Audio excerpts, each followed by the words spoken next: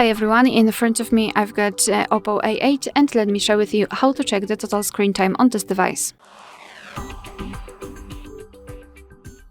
So let's start with opening the settings, and here we have to scroll down to the very bottom, almost very bottom, to find Digital Wellbeing and Parental Controls. So here we've got the graph which will show us for how long we've been using this device today. In my case it was 49 minutes and most of the time I've spent on the settings, then contacts. We've got also the unlocks and notifications count. So to check some further details, you can either tap inside this graph and you will be transferred to the dashboard where you can check the screen time in particular days of the week. You can compare them.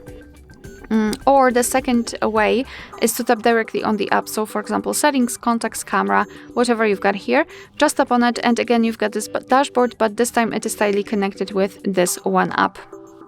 Alright, so that will be all. Thank you so much for watching. Please hit the subscribe button and leave the thumbs up.